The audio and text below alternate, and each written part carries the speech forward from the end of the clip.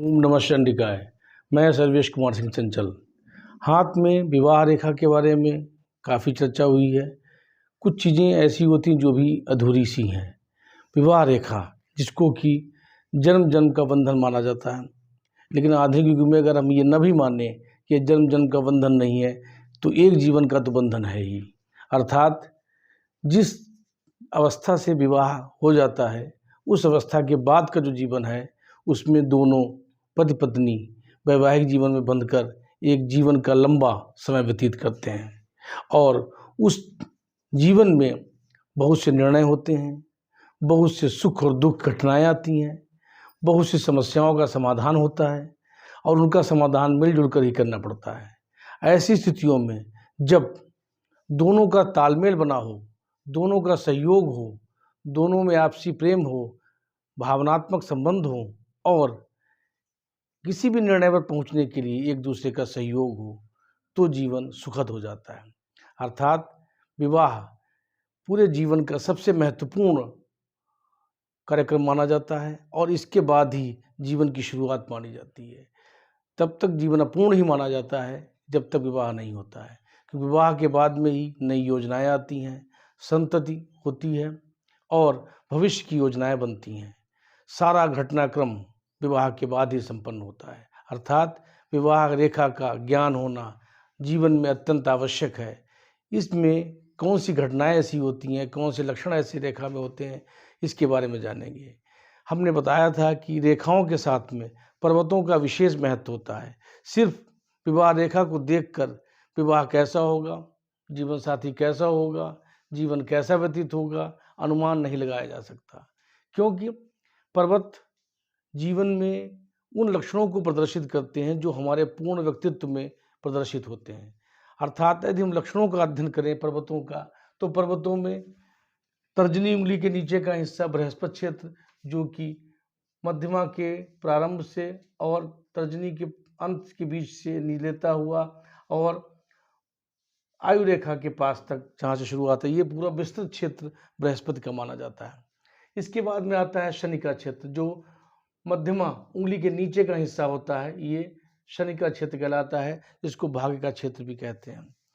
पहले हम बता दें बृहस्पति का क्षेत्र, जो मुख्य मांगलिक कार्य, जैसे जो भी शुभ कार्य होते हैं, वो विवाह एक मांगलिक कार्य के अंतर्गत आता है। तो मांगलिक कार्य जो भी होते हैं उनमें बृहस्पति, मंगल और शुक्र की विशेष भूमिका होती है। आपने सुना होगा कि शुक्र अस्त है या बृहस्पति अस्त है तो मांगलिक कार्य यानी विवाह नहीं हो सकता। मांगलिक कार्य यानी मंगल के भी महत्वपूर्ण उसमें योगदान होता है। अर्थात 3 ग्रह शुक्र, बृहस्पति और मंगल की विशेष भूमिका होती है शुभ कार्यों में, जिनका कि उदय होना ही माना जाता है कि शुभ कार्य होगा या नहीं होगा। अर्थात बृहस्पति, शुक्र और मंगल ये ग्रह जो हैं, ये मांगलिक कार्यों के लिए महत्वपूर्ण भूमिका निभाते हैं। बृहस्पति जो होता है ये खास तौर से विवाह के लिए देखा जाता है कि विवाह कैसा होगा, क्योंकि विवाह की जो मुख्य चीज़ होती है उसमें होती है भावनाएं। और हृदय रेखा, हमने आपको बताया था, हृदय जो रेखा जो होती है वो भावनाओं के लिए विशेष तौर से मानी जाती है, संबंधों के लिए मानी जाती है, प्रेम के लिए मानी जाती है। ये हृदय रेखा जितनी लंबी होगी, व्यक्ति भावनात्मक रूप से उतना ही दृढ़ होगा। ये हृदय रेखा जितनी छोटी होगी, उतना ही भावनाएं कम होंगी और उसके अंदर निष्ठुरता, दुष्टता जैसे भी लक्षण अंदर प्रतीत होंगे। अर्थात हृदय रेखा के साथ में पर्वतों का विशेष महत्व है। और ये हृदय रेखा अगर बृहस्पति पर समाप्त होती है, अर्थात वो बुध से लेकर और बृहस्पति तक के जितने भी पर्वत हैं उन सभी के गुणों को अपने अंदर समाहित करती हुई, और बृहस्पति पर समाप्त होने का मतलब होता है बृहस्पति के संपूर्ण गुणों को अपने अंदर समाहित कर लेती है। अर्थात बृहस्पति का विवाह में अत्यंत महत्व होता है। इसीलिए कन्याओं के विवाह में हम बृहस्पति का पूजन बताते हैं, या केसर गंगा जल का टीका या गौरी पूजन। अर्थात बृहस्पति विवाह के कार्य में अत्यंत महत्वपूर्ण भूमिका निभाता है। अब आता है, क्योंकि बृहस्पति जो माना जाता है वो बौद्धिक स्तर के साथ में IQ लेवल, प्रेम, स्नेह, महत्वाकांक्षा, जीवन के निर्णय, इन सभी के लिए माना जाता है। जिसका बृहस्पति उच्च होगा उसके अंदर बौद्धिक क्षमता अच्छी होगी। जो बुद्धिमान होगा वो गलत निर्णय नहीं करेगा।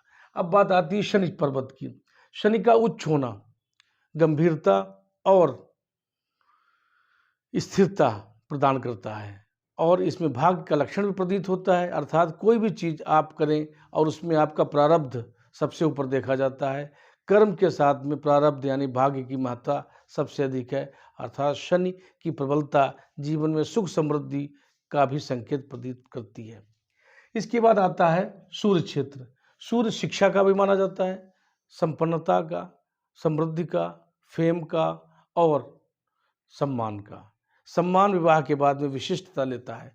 जिस व्यक्ति के सूर्य खराब होगा उसको जीवन में विवाह के बाद अगर विवाह की रेखा में ही अड़चन आ रही है तो उसको जो अपेक्षित सम्मान मिलना है उसमें कमी आएगी। अर्थात सूर्य का भी उच्च होना अत्यंत आवश्यक है वैवाहिक जीवन के अच्छे लक्षण के लिए।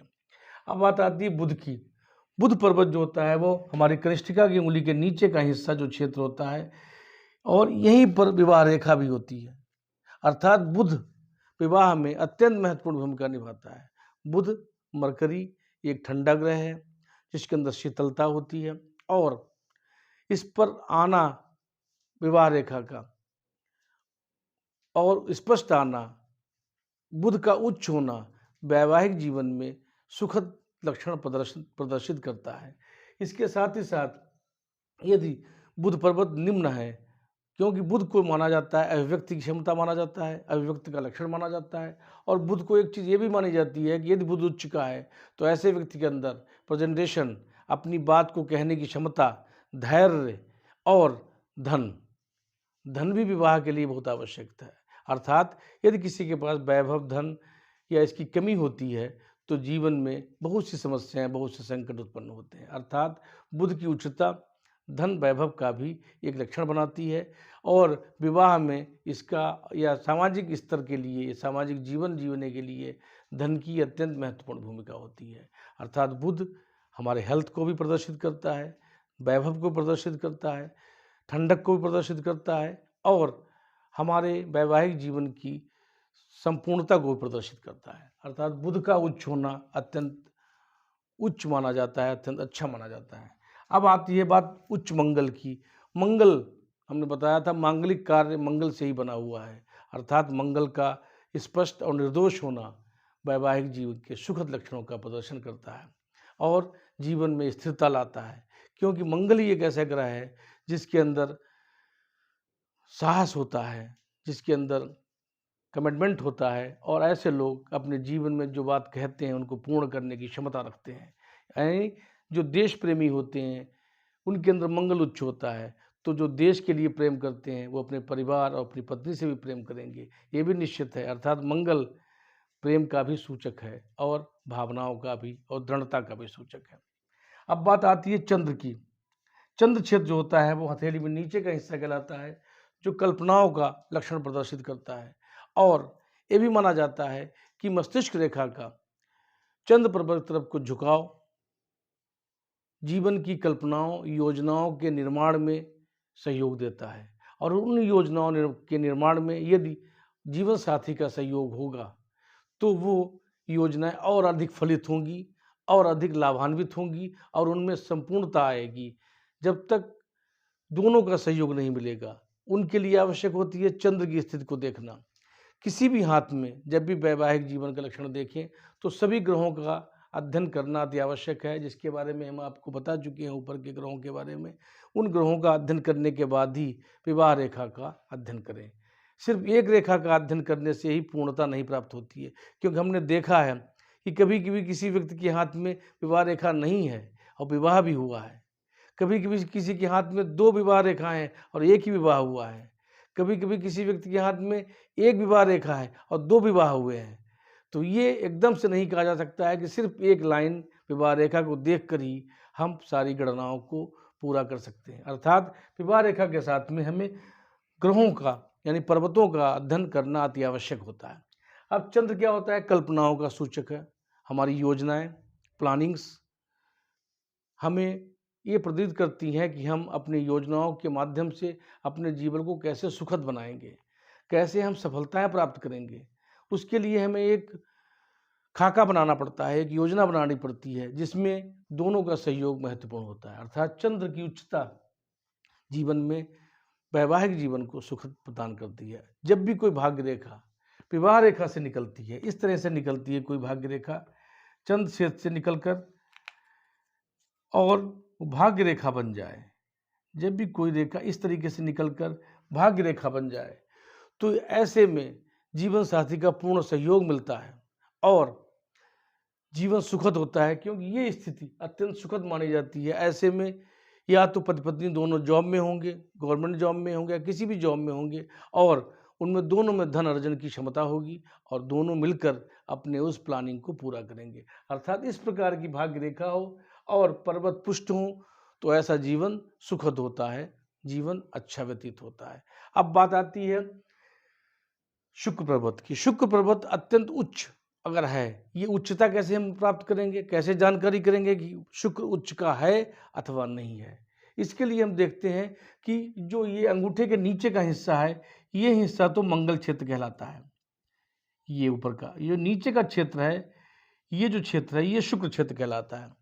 ये इसकी उच्चता और इसकी निम्नता का प्रदर्शन हम आयु रेखा के आधार पर करते हैं। आयु रेखा ये जो नीचे की क्षेत्र में होती है, ये अगर ये विस्तृत हो गई है, अगर ये फैलती हुई यहाँ से इस तरीके से फैलती हुई और गुलाई लिए हुई आ रही है ऐसे, तो माना जाता है। और शुक्र गुलाबीपन लिए उठा हुआ, उभरा हुआ और उसमें कोई भी नेगेटिव लाइंस या नेगेटिव साइन न हो तो वो अच्छा लक्षण प्रदर्शित करता है और ये उच्च का माना जाता है। ऐसी स्थितियों में माना जाता है कि शुक्र अगर उच्च का है तो व्यक्ति के जीवन में उत्साह, एनर्जी जिसको कहते हैं, एनर्जी उसके जीवन में रहेगी और एनर्जी जो होती है वैवाहिक जीवन के लिए एक महत्वपूर्ण रोल करती है। जब व्यक्ति के अंदर उत्साह होगा, ललक होगी, स्नेह होगा, प्रेम होगा, भावनाएं होंगी, ये सब लक्षण शुक्र में ही पैदा होते हैं और उसका व्यक्तित्व अलग होगा। जब शुक्र उच्च का हो जाता है तो व्यक्ति के चेहरे पर एक चमक आती है, एक शाइनिंग आती है। इसीलिए शुक्र को जो है, और यदि अंगूठा दृढ़ है और मजबूती लिए हुए सीधा खड़ा हुआ है तो ऐसे में माना जाता है कि व्यक्ति का व्यक्तित्व अत्यंत दृढ़, आकर्षक और प्रभावशाली होगा। वो जहाँ पर भी जाएंगे उनको लोग अपने आप सम्मान देने लगेंगे। ऐसे व्यक्ति के जीवन में जहाँ पर सम्मान मिलता है अर्थात उसके जीवन में सुख के लक्षण विशेष बनते हैं। अर्थात शुक्र का उच्च होना जीवन के वैवाहिक जीवन के लिए अत्यंत शुभ माना जाता है। हमने बताया आपको था कि शुक्र अस्त होने पर वैवाहिक कार्यक्रम नहीं होते हैं। अर्थात शुक्र की उच्चता ही वैवाहिक कार्यक्रम में और बृहस्पति की उच्चता ही वैवाहिक कार्यक्रमों में एक महत्वपूर्ण रोल करती है। शुक्र यदि उच्च का होगा और हार्ड लाइन लंबी है और जीवन में जो भाग्य रेखा निकली है वो चंद्र से निकली है तो ये बहुत अच्छा कॉम्बिनेशन माना जाता है। ऐसे में अगर लाइन वैवाहिक जीवन की विवाह रेखा कमजोर भी है तब भी ऐसे व्यक्ति के जीवन में सुखद लक्षण बनते हैं। अब बात आती है कि विवाह रेखा का। विवाह रेखा जो हमने बताई थी यहाँ से बनती है और ये अगर स्पष्ट और निर्दोष है तो इसमें, और ये ग्रह सब जो हमने बताया था इसमें बृहस्पति का स्पष्ट रोल माना जाता है। बृहस्पति उच्च का है, शुक्र उच्च का है, चंद्र उच्च का है और इस तरीके से निर्दोष रेखा बनी हुई है और उंगलियां सुडौल सुंदर हैं, हथेली का रंग गुलाबी है। ये स्थितियां किसी भी व्यक्ति के जीवन में, वैवाहिक जीवन में महत्वपूर्ण भूमिका निभाती हैं। ऐसे व्यक्ति का जीवन सुखद व्यतीत होता है, क्योंकि ये माना जाता है कि जब हाथ में ग्रह पुष्ट होंगे तो व्यक्ति के जीवन में सभी ग्रहों का प्रभाव उसके व्यक्तित्व पर पड़ेगा और वो उसके जीवन में निर्णय से लेकर अन्य सभी भी स्थितियों के लिए महत्वपूर्ण भूमिका निभाएंगे और जीवन में सुखद स्थितियां होंगी। अब बात आती है कि विवाह रेखा को कभी कभी हमने हथेली के पीछे की तरफ मुड़ते हुए देखा, इस तरफ को मुड़ते हुए देखा, यहाँ से प्रारंभ होते हुए, ऐसे प्रारंभ होते हुए देखा है, पीछे से इस कनिष्ठिका उंगली के पीछे से मुड़ते हुए देखा है और घूमते हुए यहाँ तक आते हुए देखा है। ऐसी स्थितियाँ अत्यंत महत्वपूर्ण मानी जाती हैं। माना तो ये जाता है कि जिस व्यक्ति के हाथ में ऐसे पीछे से घुमावदार लाइन आती है और स्पष्ट एक रेखा बनी होती है, ऐसे व्यक्तियों का अपनी पत्नी से पूर्व जन्म का संबंध निर्धारित हो जाता है। अर्थात पूर्व जन्म में जो उनका रिश्ता था पति पत्नी का, वही पत्नी उनको या पति उनको इस जीवन में भी मिलेगा और उनके जीवन में चूँकि पूर्णता प्राप्त होगी, क्योंकि ये लक्षण बहुत ही दुर्लभ माना जाता है और ये आना पूर्व जन्म का लक्षण भी प्रदर्शित करता है। ऐसे जातकों के जीवन में पूरा जीवन व्यतीत करते हैं ऐसे पति पत्नी और उनके जीवन में सुखद स्थितियां बनी रहती हैं और सारी योजनाएं, सारा भाग्य उनके कर्म पर आधारित होकर वो अपने जीवन को संपूर्णता प्रदान करते हैं। उनके जीवन में भूमि भवन, शिक्षा, संतान, राजपक्ष सभी सुख प्राप्त होते हैं और अपने जीवन में अच्छा लक्षण प्रदर्शित करते हैं। इसके साथ हमने कई बार देखा है कि 2 रेखाएं हैं या 3 रेखाएं हैं। अगर 3 या 3 से अधिक रेखाएं हाथ में किसी व्यक्ति के हैं तो ये भी माना जाता है और बाकी स्थितियां अच्छी हैं। शुक्र उच्च का है और 3 लाइनें, शुक्र की विशेष देखा जाएगा। अगर शुक्र उच्च है और 3 लाइनें विवाह रेखा में बनी हुई हैं तो ये माना जाता है कि ऐसे व्यक्ति का व्यक्तित्व तो प्रभावशाली है और उसके एक से अधिक महिलाओं से, या महिला है तो उसकी एक से अधिक पुरुषों से संबंध हैं, भावनात्मक या कैसे भी संबंध उसके हो सकते हैं। और ऐसे लोग, चूँकि कई रेखाएं जिनके हाथ में होती हैं, उनके अंदर किसी भी प्रकार का एक फैसला लेने की क्षमता कम होती है, अर्थात वो लोग किसी से भी कमिटमेंट कर नहीं पाते और किसी भी एक स्थिति में एक निर्णय नहीं ले पाते और अपनी उस जिम्मेदारी से दूर भागना चाहते हैं। लेकिन जब स्थिति एक स्पष्ट हो जाती है, कोई एक रेखा लंबी हो जाती है, तो ऐसे में उनका विवाह निश्चित रूप से वो विवाह रेखा ही मानी जाती है और उनके जीवन में विवाह का लक्षण माना जाता है। कभी कभी हमने देखा है कि एक रेखा होती है, फिर भी ऐसे व्यक्तियों के प्रेम संबंध एक से अधिक लोगों के होते हैं। उसके लिए एक लक्षण आपको बताया दे रहे हैं जो कि हमने अपने बहुत से लोगों के हाथों में स्टडी करने के बाद देखा है। उसमें बुध क्षेत्र पर जो हृदय रेखा है उसमें गोपुच्छ बन जाती है। गोपुच्छ मतलब गाय की पूंछ की आकृति बन जाती है। तो ऐसे में हृदय रेखा जो होती है पीछे की तरफ, इसमें छोटी छोटी रेखाएं ऐसे निकल पड़ती हैं। इनका निकलना व्यक्ति के अंदर प्रेम संबंधों की वृद्धि का लक्षण प्रदर्शित करता है। अर्थात यदि किसी व्यक्ति के पीछे की तरफ में यानी बुध क्षेत्र पर हृदय रेखा में पुच्छ रेखाएं बनी हुई हैं तो उसके अंदर प्रेम करने की क्षमता अधिक होगी। वो एक से अधिक महिलाओं से भावनात्मक रूप से जुड़ा होगा और उसकी भले ही एक लाइन हो विवाह रेखा, लेकिन उसके संबंध एक से अधिक महिलाओं से जरूर रहेंगे। ये निश्चित माना जाता है। अर्थात पुच्छ रेखाएं आना अत्यंत शुभ होता है और ये एक प्रदर्शित भी करता है कि ऐसे लक्षण भावनात्मक रूप से लोगों के साथ में जोड़ने का एक माध्यम बनता है। इसके साथ ही साथ कभी कभी हमने देखा है कि विवाह रेखा बहुत ही धुंधली सी है लेकिन पर्वत उच्च के हैं तो भी वैवाहिक जीवन अच्छा व्यतीत होता है। अर्थात विवाह रेखा पर पर्वतों का, ग्रहों का, रेखाओं का और रेखाओं के कॉम्बिनेशन का विशेष महत्व होता है, क्योंकि रेखाएं जो होती हैं एक ग्रह से दूसरे ग्रह को जोड़ती हैं। जिस ग्रह से कोई रेखा निकलती है उस गुण को अपने साथ में समाहित करते हुए और जिस ग्रह पर पहुंचती है उस ग्रह को के गुणों में जोड़ देती है। इसके साथ ही साथ वो रेखा जिन जिन पर्वतों से होकर निकलती है उन पर्वतों के गुणों को भी अपने साथ में समाहित करते चलती है। जैसे ये रेखा जो निकली है ये चंद्र रेखा, चंद्र भाग्योदय माना जाता है और चंद्र भाग्योदय से मतलब होता है कि ऐसे व्यक्ति का जीवन, ऐसे व्यक्ति का भाग्य चंद्रमा से प्रारंभ हो और चंद्रमा से प्रारंभ होता हुआ, अब देखिए ये क्षेत्र राहु का है, राहु के गुणों को भी ले लिया। राहु के गुणों में क्या होता है? आकस्मिक धन की प्राप्ति, आकस्मिक प्रतिष्ठा सम्मान में वृद्धि। ये होते हुए अब यहाँ पे आ गया आपका जो हर्षल आ गया, इसके बाद में आपका जो आ गया वो शनि क्षेत्र आ गया, भाग्य क्षेत्र। और इस तरीके से ये जो रेखा चली है ये पूरी घूमती हुई नीचे से इस तरीके से गई है कि इसमें कई ग्रह, कई पर्वतों को के गुणों को भाग्य रेखा अपने अंदर समाहित करते हुए चली गई है। अर्थात ऐसे व्यक्ति का जीवन में कई ग्रह मिलकर उसके भाग्य का निर्माण करेंगे। उसके जीवन में धन भी होगा, भूमि भवन वाहन भी होगा, प्रारब्ध भी होगा और राहु का गुण जो आकस्मिक धन की लाभ, आकस्मिक प्रतिष्ठा, सम्मान, ये भी लक्षण उसके अंदर होगा। अर्थात ऐसे व्यक्ति के जीवन में विशेष सुखद लक्षण होते हैं। अर्थात कोई भी विवाह रेखा यदि निर्दोष है, स्पष्ट है, तो उसमें विशेष लक्षण प्रदर्शित होते हैं। इसके साथ ही साथ मणिबंध से भाग्य रेखा निकली है, यानी मणिबंध क्षेत्र ये माना जाता है, और तो ये क्षेत्र केतु का क्षेत्र माना जाता है।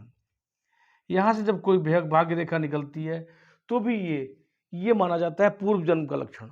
अर्थात किसी व्यक्ति के मणिबंध से जब भाग्य रेखा निकले और विवाह रेखा हथेली के पीछे से निकले, तो निश्चित रूप से माना जाता है कि जिस व्यक्ति के साथ में उसका विवाह हुआ है उसके पूर्व जन्म से उसके संबंध हैं।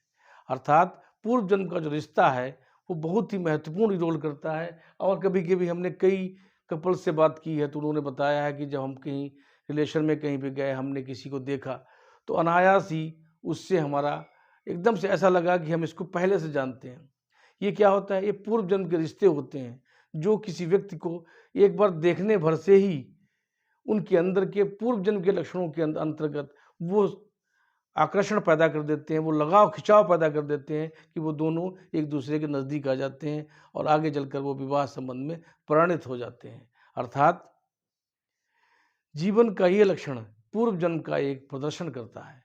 और जब भी किसी व्यक्ति के हाथ में ये रेखा मणिबंध से निकली हो, भाग्य रेखा, और विवाह रेखा हथेली के पीछे से निकली है, तो निश्चित रूप से आप जान लीजिए कि वो जो पति पत्नी है वो पूर्व जन्म से एक दूसरे से संबद्ध हैं और इस जन्म में भी उनका जीवन वैसे ही सुखद और अच्छा व्यतीत होगा।